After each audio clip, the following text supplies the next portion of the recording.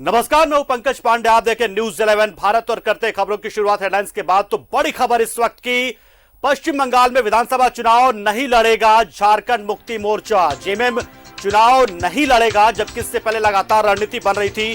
बता दें आपको कि पश्चिम बंगाल चुनाव को लेकर जेएमएम ने अपनी रणनीति बनानी शुरू कर दी थी, तैयारियां शुरू कर दी थी। लेकिन इसी बीच ममता बनर्जी ने जेएमएम से इस चुनाव में समर्थन मांगा और इसके बाद अब जेएमएम की तरफ से कार्यकारी अध्यक्ष हेमंत सोरेन का यह बयान भी आ गया है कि जेएमएम चुनाव नहीं लड़ेगा बंगाल चुनाव में और टीएमसी को अपना समर्थन देगा। तो बड़ी और अहम खबर इस वक्त की, पश्चिम बंगाल विधानसभा से जुड़ी हुई, विधानसभा चुनाव से जुड़ी हुई, और इस बड़ी खबर के पीछे बहुत सारी चीजें होंगी। और टीएमसी सुप्रीमो बंगाल के मुख्यमंत्री ममता बनर्जी जी ने समर्थन का आग्रह किया था और फोन किया था, फोन भी किया, उन्होंने पत्र भी लिखा है और इस विषय पर हमारे पार्टी सुप्रीमो से चर्चा भी हुई और काफ़ी विचार मंथन के उपरांत पार्टी सुप्रीमो ने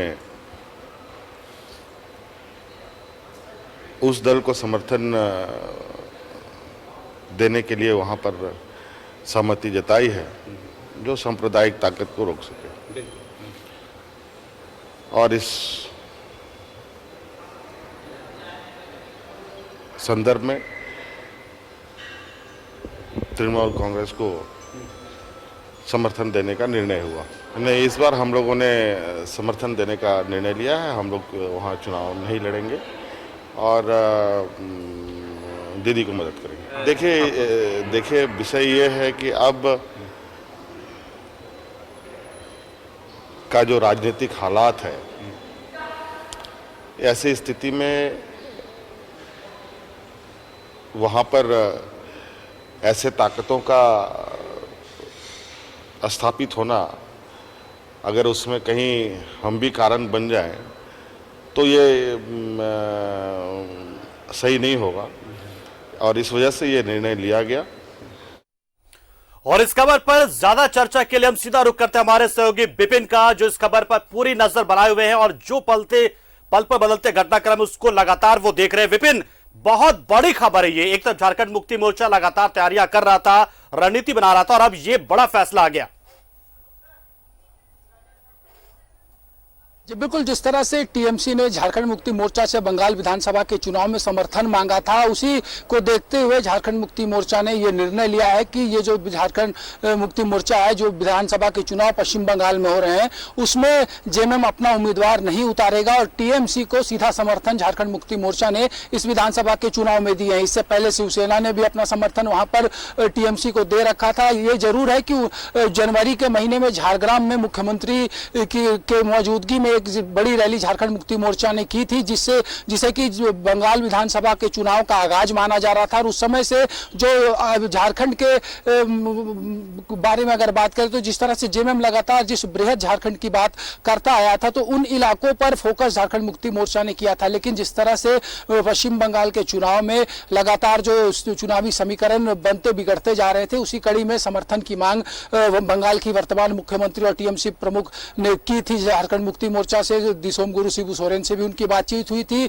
दिल्ली में जब मुख्यमंत्री थे तो उस वक्त मुख्यमंत्री से भी इनकी बातचीत हुई थी। और 9 तारीख को भी जब पुराने विधानसभा भवन में जेएमएम की बैठक हुई थी, तो उस दौरान मुख्यमंत्री ने कहा था कि पश्चिम बंगाल की मुख्यमंत्री ने उनसे समर्थन मांगा है और इस पूरे मसले पर गुरुजी से बातचीत करने के बाद झारखंड मुक्ति मोर्चा कोई निर्णय लेगा। तो आज जेएमएम अपने निर्णय तक पहुंच चुका है। बजाबते मुख्यमंत्री ने, जो कि झारखंड मुक्ति मोर्चा के कार्यकारी अध्यक्ष हैं, उन्होंने इस बात की घोषणा कर दी है कि झारखंड मुक्ति मोर्चा टीएमसी को बंगाल विधानसभा के चुनाव में अपना समर्थन करेगा। अगर बात की जाए जिस तरह से पश्चिम बंगाल में अभी जो माहौल है, क्योंकि झारखंड से सटा हुआ इलाका बंगाल का है, कई ऐसे जिले हैं, चाहे वो हम बात करें घाटशिला की, बहरागोड़ा की, या फिर रांची से सटा हुआ इलाका जो सिल्ली का है, वहां से भी पश्चिम बंगाल जो है वो सटा हुआ है।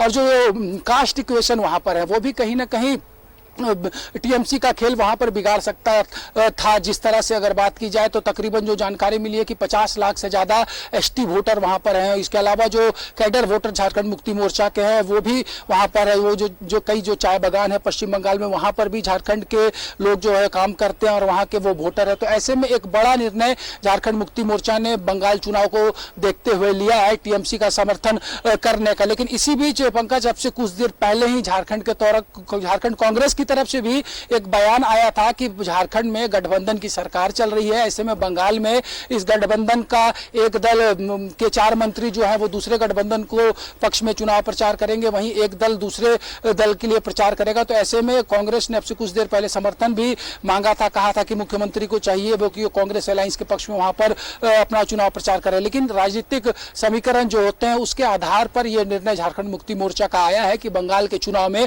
टीएमसी को जेएमएम जो है वो अपना पूर्ण समर्थन देगा, अपना उम्मीदवार नहीं उतारेगा। जबकि यह भी जानकारी मिल रही है कि संभावना इस बात की भी है कि जो बंगाल से सटे हुए झारखंड के इलाके हैं या फिर जो अन्य आदिवासी बहुल क्षेत्र हैं वहां पर मुख्यमंत्री हेमंत सोरेन भी चुनाव प्रचार करने के लिए जा सकते हैं।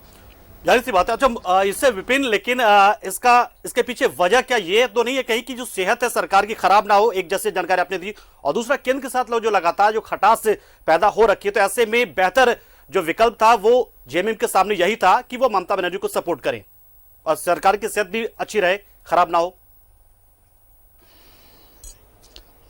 देखिए, जहां तक बात सरकार की सेहत का तो है, तो राजनीतिक दल के हैसियत से झारखंड मुक्ति मोर्चा, कांग्रेस और आरजेडी का अलायंस जो है वो फिलहाल झारखंड में, आप याद करिए बीते कुछ महीने पहले बंगाल के जब चुनाव हुए थे तो वहां भी कांग्रेस राजद का गठबंधन बिहार में चुनाव लड़ा था, लेकिन झारखंड मुक्ति मोर्चा उससे बाहर था, लेकिन उसका कोई प्रभाव झारखंड की राजनीति पर नहीं पड़ा था। ये पूरी तरह से पश्चिम बंगाल के चुनावी राजनीति को देखते हुए लिया गया निर्णय है, क्योंकि जिस बृहत झारखंड की बात और जिसकी कल्पना लगातार शिबू सोरेन और हेमंत सोरेन करते आए थे, तो उस हिसाब से उस क्षेत्र में बेहतर इस्तेमाल झारखंड मुक्ति मोर्चा का टीएमसी किस कदर कर सके। क्योंकि आपको याद होगा पंकज की जिस दिन झारग्राम में मुख्यमंत्री हेमंत सोरेन कार्यक्रम करके आए थे, उस दिन बंगाल के मुख्यमंत्री का जो एक वीडियो आया था जिसमें उन्होंने आपत्ति दर्ज कराई थी कि चुनाव के वक्त लोग दूसरे राज्य से यहाँ पर वोट मांगने आ जाते हैं। तो कहीं ना कहीं आगे चलकर किस तरह से बीजेपी को पश्चिम बंगाल के चुनाव में रोका जा सके, टीएमसी को मजबूत किया जा सके, इसको देखते हुए झारखंड मुक्ति मोर्चा का यह निर्णय जो है वो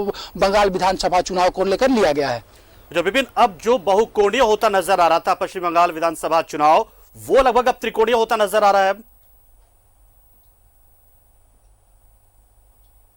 जी बिल्कुल, अब तक अगर बात की जाए तो जो बंगाल की राजनीतिक समीकरण समझ में आ रही है कि टीएमसी और बीजेपी के बीच कड़ा मुकाबला यहाँ पर देखने को मिल रहा है और कांग्रेस और जो वाम दलों के गठबंधन है वो भी इस मुकाबले को त्रिकोणीय बनाने के लिए लगातार जो है कवायद कर रहे हैं। और खास करके अगर बंगाल विधानसभा चुनाव की बात करें तो वहाँ पर झारखंड की एक अलग झलक आपको देखने को मिलेगी। आजसू को बीजेपी ने अपनी तरफ से गठबंधन का पार्टनर बनाया है। उस चुनाव में बाघमुंडी विधानसभा के रूप में एक विधानसभा की सीट भी आजसू को बीजेपी ने दे दी है। वहीं कांग्रेस का कनेक्शन भी झारखंड और बंगाल के चुनाव में देखने को मिल रहा है। कांग्रेस की तरफ से जो राज्य सरकार में मंत्री और कांग्रेस विधायक दल के नेता आलमगीर आलम वो बंगाल चुनाव के लिए ऑब्जर्वर है। कांग्रेस ने झारखंड से 4 बड़े नेताओं को पश्चिम बंगाल की जवाबदेही भी दे रखी है। तो झारखंड जो है वो पूरी तरह से धीरे धीरे पश्चिम बंगाल की जो चुनावी रन है उसमें अपनी एक धमक बनाने की कोशिश में जुटा हुआ है। इस बीच आज की जो सबसे बड़ी खबर है और जो टीएमसी के लिए भी एक राहत बड़ी खबर होगी कि झारखंड मुक्ति मोर्चा ने टीएमसी का आग्रह स्वीकार करते हुए विधानसभा के चुनाव में